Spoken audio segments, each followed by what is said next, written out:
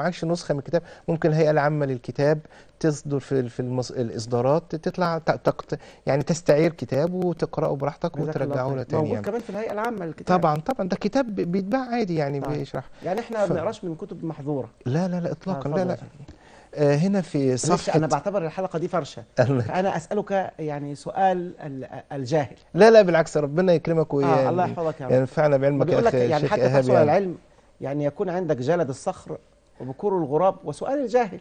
ربنا فانا يعني جلد الصخر، انا ليس عندي جلد الصخر، لا لا انا ربنا ضعيف يكرمك بالعكس يعني وصاحب مرض ربنا واخواننا يعرفوا. يعزك يا أخي، بكور ربنا الغراب انا يكرمك. بنام لغايه ما بيروح على عينهم، فبعتبر نفسي جاهلا بين يدي لا حضرتك. بالعكس يا أخي، الله الله يكرمك، يجازيك خير. ربنا يكرمك فنتبارك. ويعلمنا اتفضل يا جميعا شيخ. يعني إن اتفضل شاء يا شيخ. الله. هو في حرف الألف هنا مم. صفحة 82 و 83 تمام. بيتكلم عن الأدب الحبشي. بيقول يتكون الكتاب المقدس الكنيسة الحبشي. الحبشية، احنا في الكنيسة الحبشية. الكنيسة الحبشية.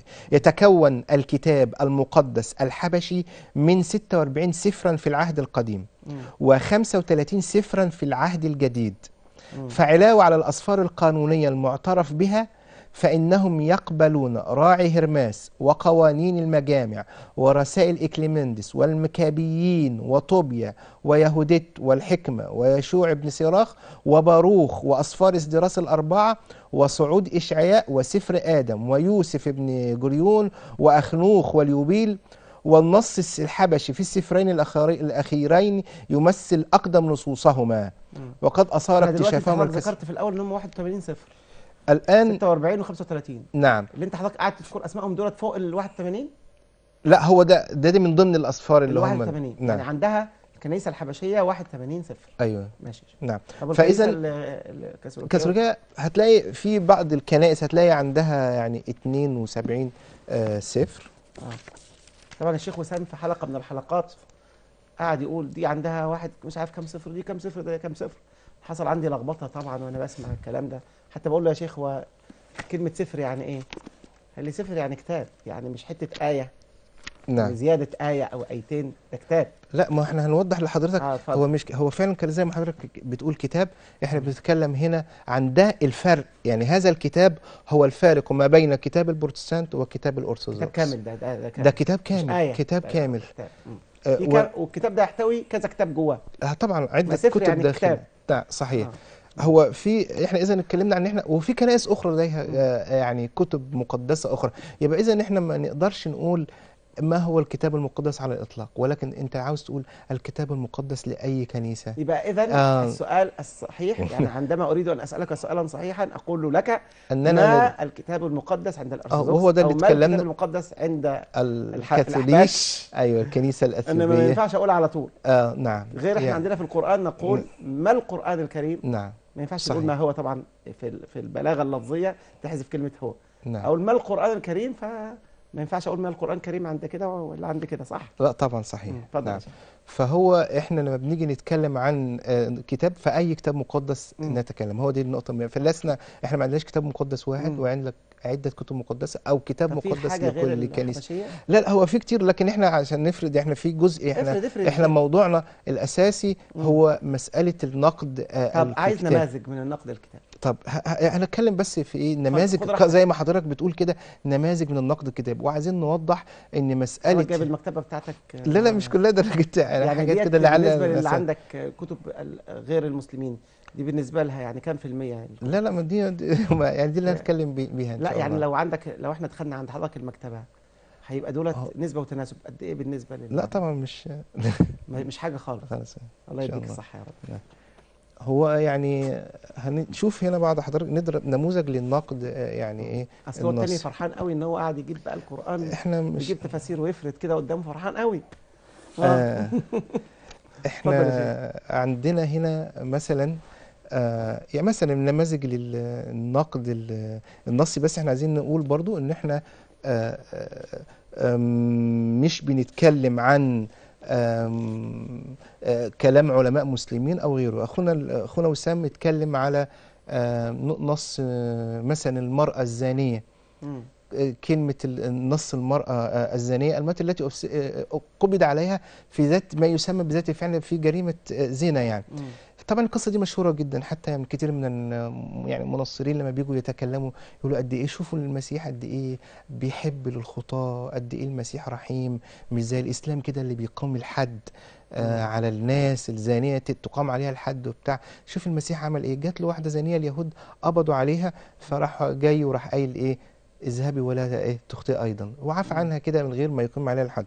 بغض النظر عن هذا الكلام ومدى خطورته من ناحيه الضبط، من ناحيه الضبط الاجتماعي، طبعا دي حاجه تانية، دي مساله تانية. لكن احنا لما نيجي نتكلم على، احنا دلوقتي بنتكلم يعني اذا تيسر الامر والقناه فتحت لنا يعني مجالا اخر، ان شاء الله نعمل حلقات شرعيه كامله في يعني حكم الشرع على هذه النصوص وغيرها. نعم. ايه رايك يا شيخ؟ ربنا ييسر ان شاء الله باذن الله عز وجل. فهنا ربنا بيقول الحمد لله الذي انزل على عبده الكتاب ولم يجعل له عوجا، ايه قيما. العلماء قالوا قيما في نفسه وقيما لغيره، يعني يقيم غيره. نعم. اتفضل يا شيخ. هو احنا دلوقتي معانا النسخه الرهبانيه اليسوعيه بكل بساطه جدا بتعلن، دي نموذج من الكتب عند الكاثوليك، يعني احنا نجيب نموذج كده من كل كنيسه في مساله النقد الايه الكتابي. هنا بتقول ايه، اما دي صفحه 286 في مدخل لانجيل يوحنا اللي جت فيه القصه دي جت في انجيل يوحنا المفترض مع بدايه انجيل يوحنا اصحاح 8 العدد 1 يعني. هنا بيقول ايه، ده كتاب مين ده يا شيخ؟ ده نسخة الرهبانية. عشان نعرف الناس، اصلا انت قلت لي ما ينفعش تقول ده نسخة عشان بس برضك بحسب من؟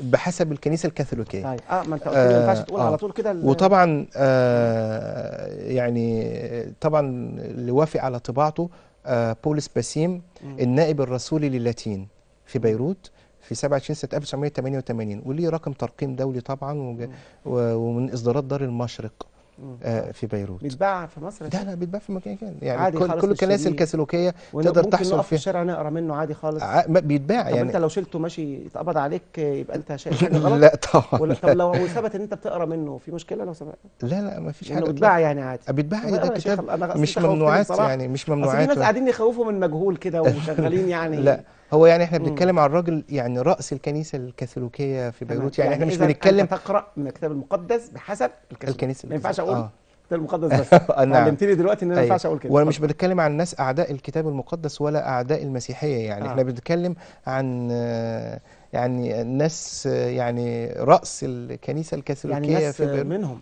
ايوه طبعا راسها بنتكلم عن راسها، وبيخافوا على دينهم ولجان صرفوا يعني على هذا المشروع، بيعتبروه مشروع عظيم لاخراج الكتاب المقدس ونصره الكتاب بيتصرف المقدس. عليه جامد طبعا. انا سمعت يلا مش عايز بغض النظر بيقول ايه هنا بقى صفحه 286 في مدخل انجيل يوحنا بيقول ايه، اما روايه المراه الزانيه اللي هي موجوده في اصحاح 7 على عدد 53 هو بيبدا. بتقرا من النص يا شيخ؟ نص طبعا اهو قدامي صفحه 236. طب اقول لكم السطر بقى 1 2 3 4 5 6 7 8 9 10 11 12 13 14 15 16 17 18 السطر رقم 19 صفحه عشان باب التوثيق صفحه 286. اتفضل يا شيخ.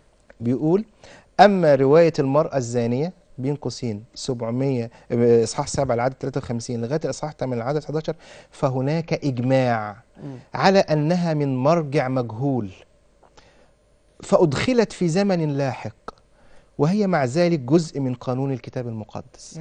اللي هم يعني بيستدلوا بيها على رحمه المسيح ايوه هي دي ايه دي يعني من مرجع مجهول. احنا مين بقى اللي دخلها الكتاب المقدس ما نعرفش. يعني مش اهاب اللي كاتب الكلام ده، لا ولا اهاب ولا علي ولا اي حد، ده هم لا ده يعني ناس اللي بيدافعوا عن الكتاب المقدس. تصور يا شيخ لو ما فيش حد كاتب الكلمه ديت وانا جيت قلت كده ان ده كتاب مجهول، ابقى غلطت غلطه جامده قوي. طبعا لو انت قلت بقى ان ايه ان دي النص ده مدسوس داخل الكتاب المقدس وكده، يعني ممكن البعض الذي ينظر للامور بنظره طائفيه هيبص لك بقى ايه يعني هتحصل يعني مظاهرات بره برضو ظهرت عند انجلترا او تدخل بقى انجليزي في مصر يعني فتبقى مشكله يعني. اما الكتاب اهو ده نموذج بسيط. هو ليه هم قالوا المرجع مجهول وبتاع؟ لان دي دخلت المخطوطات الاقدم يعني مثلا زي يعني اقدم مخطوطه لانجيل يوحنا بيتقال ان هي ترجع لسنه 200 ميلاديه تقريبا،